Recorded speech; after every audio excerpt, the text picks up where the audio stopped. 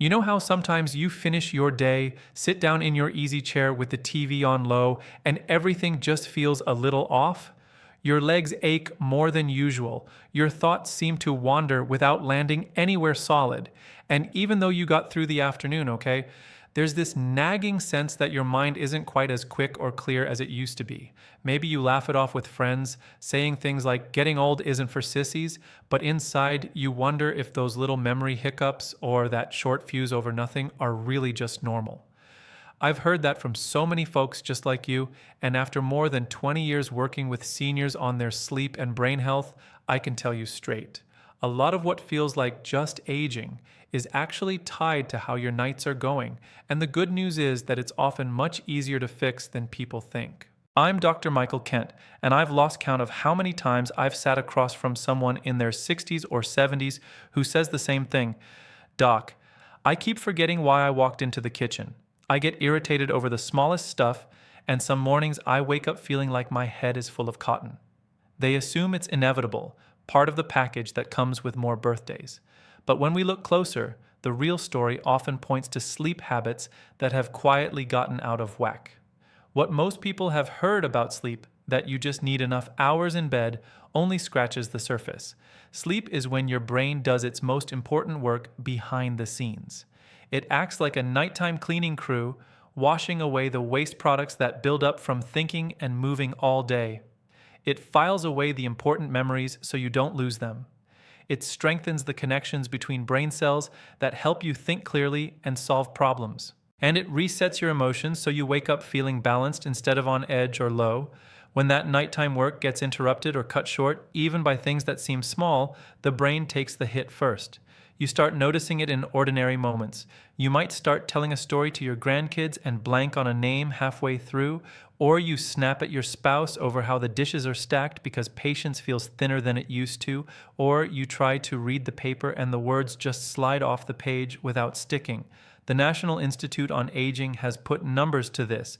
Nearly half of everyone over 65 deals with ongoing sleep troubles, but more than 60% figure those troubles don't really matter, or are simply what happens when you get older. What they don't always see is how those sleep problems can slowly chip away at brain sharpness, quietly and without any big warning signs or pain to alert you. The eye-opening thing is that one of the biggest hidden factors hurting clear thinking in later life usually isn't eating too much sugar, constant daily stress, or the genes you inherited from your parents. More often, it's the everyday patterns around bedtime and during the night. Today, I want to walk you through the 5 most common sleep habits that sneakily affect senior brains, then share the straightforward fixes, backed by good research from Harvard, Stanford, and the National Institute on Aging, that can help protect your memory, keep your mind focused, and help your moods stay steadier. These aren't big, scary changes. They're gentle, practical things you can start trying right away in your own home. Before we go any further, it'd be nice if you just put your age in the comments. I always like seeing who's here with me because it reminds me I'm talking to real people who might be feeling these same things and want clear, easy ways to feel better. Let's start with what actually happens in your brain when your sleep timing isn't steady, because this part doesn't get explained enough in simple terms. As we get into our 60s and 70s, our circadian rhythm, that inner clock that controls how alert we feel, how well we remember things, how focused we stay, and how even our moods remain, starts to lose some of its old flexibility. You can picture it like a train station that used to run on a perfect schedule. Trains coming and going at the exact right times kept everything smooth. But if the timetable gets jumbled and trains show up whenever they feel like it, the whole place falls into chaos. Your brain is that station. The master clock inside it, a tiny area called the suprachiasmatic nucleus, counts on regular daily signals to keep all the rhythms working together. When bedtime changes from night to night, maybe one evening you're in bed by 9 because you're worn out, the next you stay up until 11 catching up on a show, the deep non-REM sleep stages, which are so important for turning new experiences into lasting memories, get shorter. Researchers at the University of Colorado followed 300 adults for 8 years, and what they saw was striking. People whose bedtimes varied a lot had a 30% faster drop in their ability to recall specific events and details from their days, even when they were still sleeping roughly the same total number of hours.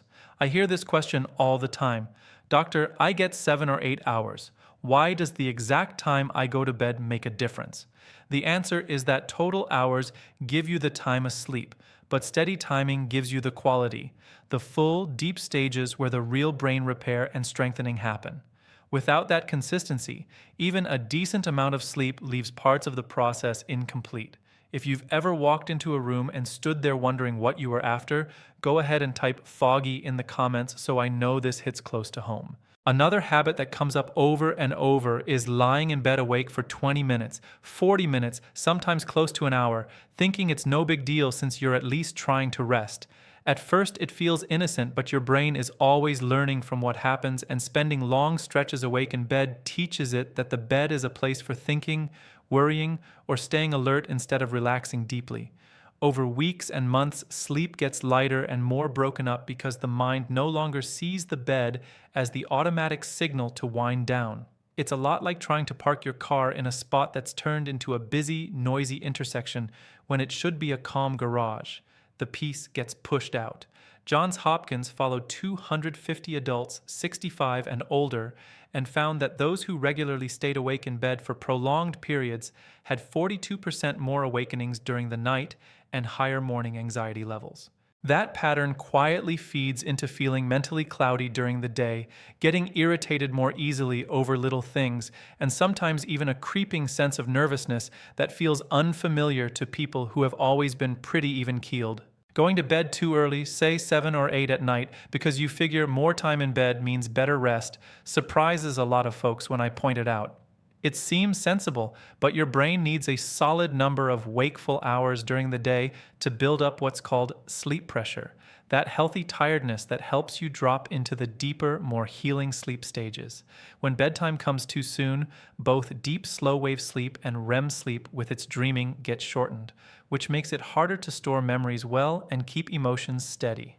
Imagine your brain during the day as a sponge taking in everything you see, hear, and do. If it doesn't get enough daytime soaking time, it can't fully squeeze out and refresh itself at night. University of Michigan researchers studied older adults who went to bed very early and found their REM cycles were 20% shorter, even though they stayed in bed 9 or 10 hours total. That shorter REM can look a lot like the early signs of thinking slowing down, but in many cases the brain is still healthy, and getting the wake-sleep balance right turns it around. Light coming in during the night, even dim light from a hallway, a phone screen nearby, or a TV left on low, catches almost everyone off guard. It tells your brain it's not truly dark yet and holds back melatonin, the natural hormone that protects brain cells and helps start the deepest, most restorative sleep. Think of your brain at night like a factory running a cleanup shift. Any light keeps some parts going when they should be quiet, so the waste doesn't get cleared as well. Stanford researchers tested this on adults 65 and older and saw that even low-level nighttime light cut melatonin by half, leading to shallower sleep and weaker memory the next day.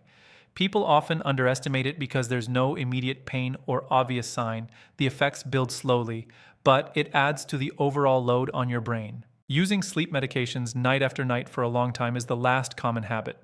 They can help for short periods when sleep is really tough, but over many months or years, many of them reduce the deep non-REM and REM stages that your brain depends on to process learning, clear out harmful buildup, and keep moods stable. A study in JAMA Neurology looked at seniors taking benzodiazepines every night for more than 6 months and found a 23% drop in slow-wave sleep, the stage that helps wash away proteins like beta amyloid linked to thinking risks. Even when sleep feels okay, the brain misses out on full overnight maintenance, leaving small gaps that grow over time. The hopeful part is that none of these habits lock in permanent damage. Your brain keeps a surprising ability to recover and adapt even in your 60s, 70s, and beyond. What counts is noticing the patterns and making small, steady adjustments rather than getting scared. To help this feel more real, let me tell you about 2 people I've worked with. Margaret was 72 and came in looking tired and a little afraid. She told me her mind felt like it was slipping away, walking into rooms and forgetting why she was there, struggling to find ordinary words in conversations, noticing these moments happening more often. It worried her a lot. She said she didn't want to become a burden to her family. She thought she was getting 8 hours of sleep, but as we talked, she explained her bedtime changed a lot. 9 some nights when she was extra tired, 11 others when she stayed up with her husband, and she'd frequently lie awake for an hour or more, her mind going over worries about her kids or small things from the day. We started the rest protocol together, taking it one step at a time, and after 6 weeks, she came back with a smile I hadn't seen before. She said her mornings felt about 80% clear and awake now instead of the foggy 40% she'd been used to. Nighttime awakenings went from 4 or 5 down to 1 or 2. The anxiety that had started creeping in eased up, and she felt her confidence coming back. Her memory still had its moments, but her brain felt rested and ready again. She looked at me and said, "I honestly thought I was losing my mind for good. Turns out it was just so tired from not getting the right kind of rest."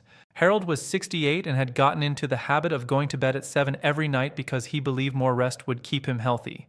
But he'd wake up around 3, completely alert, and lie there for hours, unable to fall back asleep. Memory tests showed a small dip in short-term recall, and he'd been on a low-dose sleep medication for several years. We focused on setting a fixed wake-up time every morning, cutting out any light sources after dark, and gradually moving bedtime later in small steps.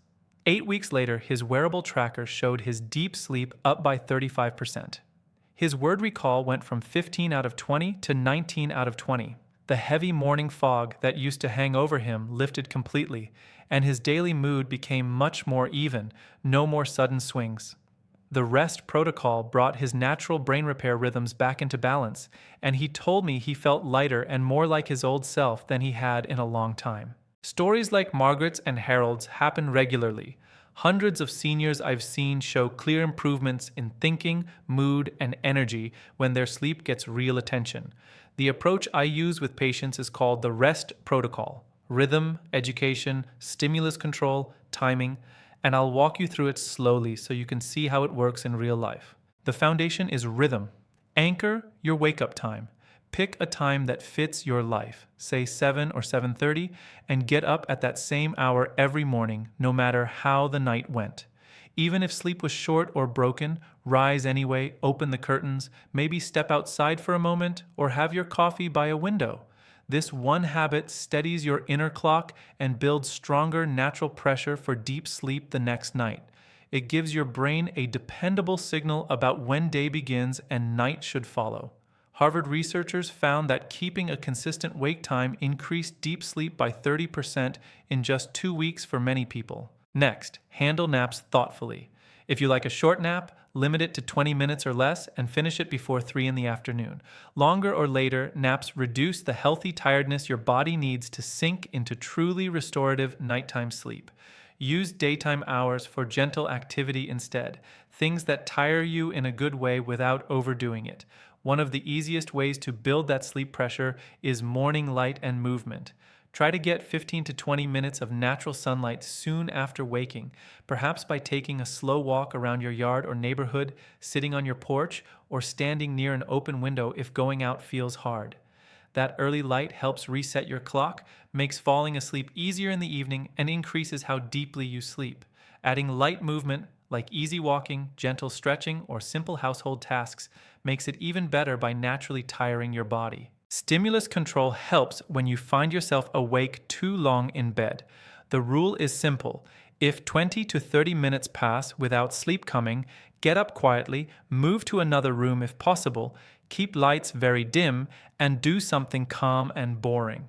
You could page through an old catalog without much interest, fold a few clothes slowly, listen to soft instrumental music, or just sit quietly. Stay away from anything bright or stimulating, no phones, no TV, no exciting books. This gradually teaches your brain that bed means quick sleep, not wakeful thinking or frustration. Johns Hopkins found seniors using this cut their nighttime awakenings by 42% over 6 weeks, and many woke feeling noticeably fresher. For bedtime, most seniors do best between 9:30 and 10:30 at night. If your current pattern is different, don't force a sudden change.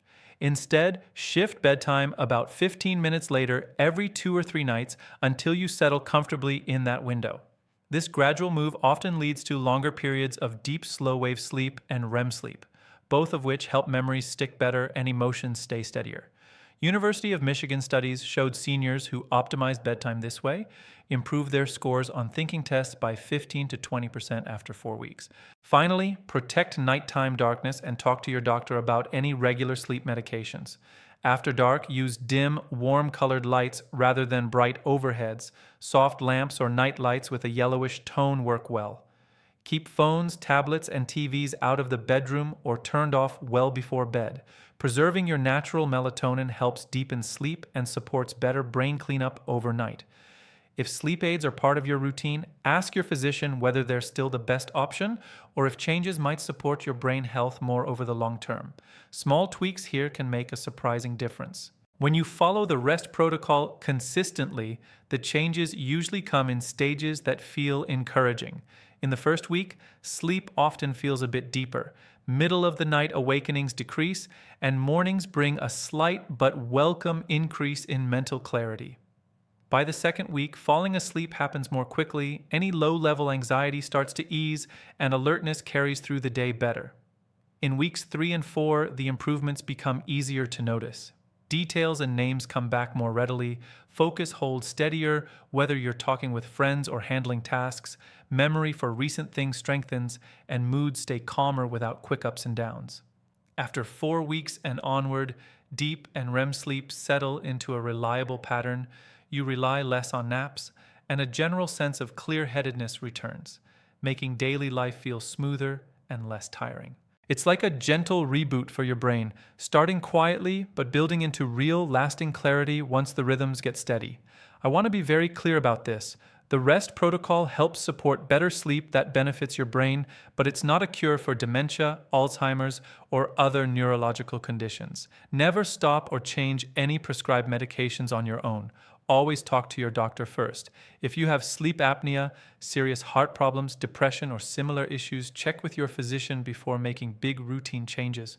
The safest way is to go slow. Start with the fixed wake-up time for a week or so until it feels natural, then add the bedtime shift, and later bring in stimulus control and light management as your body adjusts. These are safe, low-risk steps with real, measurable benefits for how your brain works. Here's my personal challenge to you. Choose one piece of the rest protocol that feels doable. Maybe locking in that wake-up time, trying a slightly later bedtime, being more careful with nighttime light, or using the get out of bed rule when sleep stalls, and stick with it every day for 30 full days. As you go, notice how clear you feel in the mornings, how steady your mood stays, and how well your memory helps you through the day. When the month is up, come back here and leave a comment sharing what happened for you. Your story can encourage someone else. Reading along and writing it out helps make the changes stick for you too. Your brain has been there for you through so many years. Through raising kids, working hard, enjoying good times with friends, getting through tough days, it's given you a lifetime of service. It deserves more than being brushed off as just getting older. With steady, kind sleep habits, you can keep supporting its strength, helping memory stay reliable, focus hold firm, and emotions stay balanced. Next week, I'll talk about one surprising daily habit that often lifts brain fog in seniors, and I bet at least one thing in there will make you think differently about keeping your mind sharp.